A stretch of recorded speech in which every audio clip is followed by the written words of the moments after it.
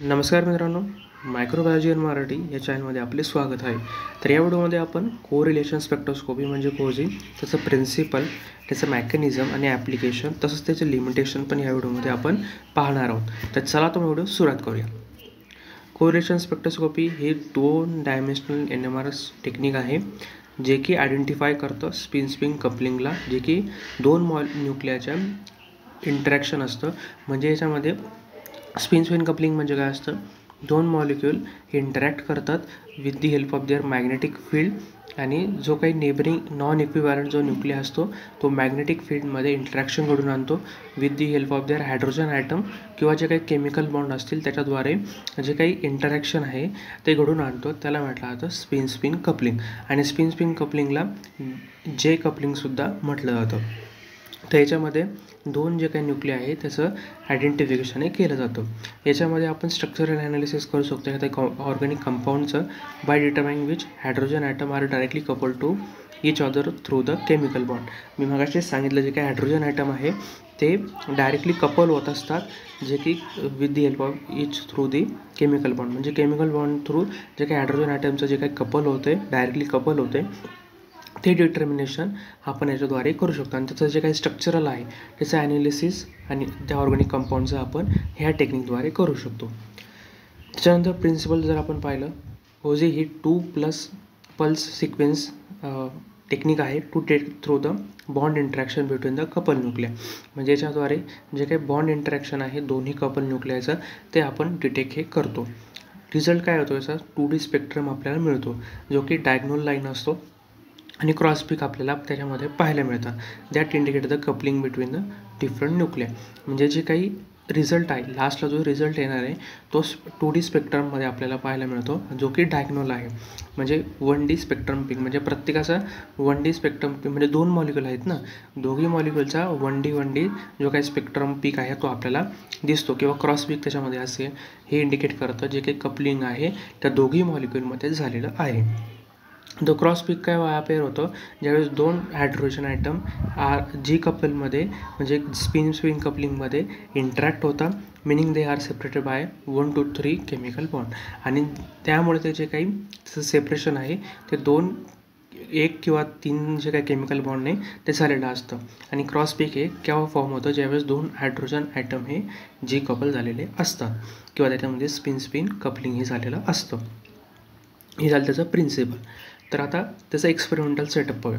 जो काही पल्स आहे तो एक्साईट केला जातो 90 अँगस्ट्रॉमला सॅम्पलवरती, आणि जे काही इव्होल्युशन आहे ते पिरियडद्वारे, म्हणजे सेकंड जो काही पल्स आहे फॉर दी डाटा ॲक्विजिशन. म्हणजे पहिला जो पल्स त्याच्यावरती किंवा जो काही कोरिलेशन स्पेक्ट्रोस्कोपीमध्ये जे काही रेझोनन्स वापरतो आहे आपण, ते पहिल्यांदा मॅग्नेटिक फील्ड जे वापरतो आहे ती सॅम्पलवरती एक्साईट केली जाते.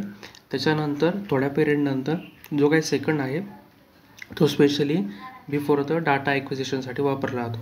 नंतर जे काही एक्सपेरिमेंटल मेजर आहे ते नंतर ते मॅग्नेटायझेशन, त्या दोघी कपलमध्ये त्या बिटवीन न्यूक्लियामध्ये किती अमाऊंटमध्ये मॅग्नेटायझेशन हे ट्रान्सफर झालेले आहे ते एक्सपेरिमेंटमध्ये काय मेजरमेंट केलं जातं. आणि जो काही डाटा असेल तो नंतर प्रोसेस केला जातो फोरियर ट्रान्सफॉर्मद्वारे, जो की आपल्याला 2D स्पेक्ट्रम हा क्रिएट करून देतो. ते झालं त्याचं एक्सपेरिमेंट सेटअप. तर त्याचे 3 मेन टाईप आपल्याला पाहायला मिळतात कोजीचे. स्टँडर्ड कोजी, जे काही डायरेक्टली आयडेंटिफाय करतं spin coupling. Double quantum filter COSY, म्हणजे याच्यामधून जे काही अनवॉन्टेड सिग्नल असतात ते रिमूव्ह केले जातात, आणि जे काही इम्प्रूव्ह स्पेक्ट्रल रिझोल्युशन, जे ओरिजिनल आणि जे काही लागणारे जे काही स्पेक्ट्रल रिझोल्युशन आहे तेच याच्यामध्ये जे काही डिटेक्ट करण्याचं काम केलं जातं, आणि जे काही अनवॉन्टेड सिग्नल आहे ते रिमूव्ह केले जातात ह्या टाईप्सने.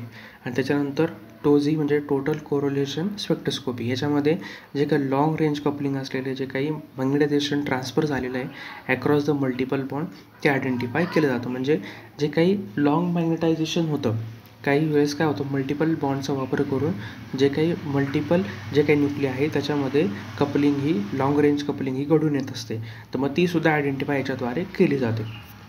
याच्यानंतर याचं आता ॲप्लिकेशन जर पाहिलं तर याच्यामुळे ह्या कपलिंग नेटवर्कमुळे जे काही ऑर्गॅनिक मॉलिक्यूल आहे त्याच्या स्ट्रक्चरचा आपण व्हॅलिडेशन किंवा त्याचं जे काही पूर्णपणे ॲनालिसिस आहे ते आपण करू शकतो. तसंच जे काही कॉम्प्लेक्स मिक्सचरमध्ये जर नॅचरल प्रोडक्ट असेल किंवा मेटाबॉलाइट्स असतील त्याचं ॲनालिझेशन आपण याच्याद्वारे करू शकतो. जे काही प्रोटीन आणि पेप्टाईडचं जे काही ॲनालिसिस आहे म्हणजे अमायनो ॲसिड सिक्वेन्समध्ये त्याचं जे काही आयडेंटिफिकेशन आहे ते सुद्धा आपण याच्याद्वारे करू शकतो.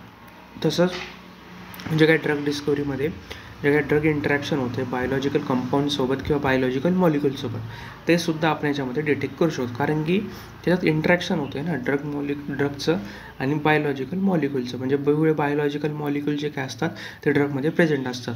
तर मग ते बायोलॉजिकल मॉलिक्युल दुसऱ्या बायोलॉजिकल मॉलिक्युलसोबत कसं त्याचं इंटरॅक्शन होते किंवा ते ड्रग डिस्कवरीमध्ये त्याचा आपण अभ्यास करण्यासाठी वापरू शकतो.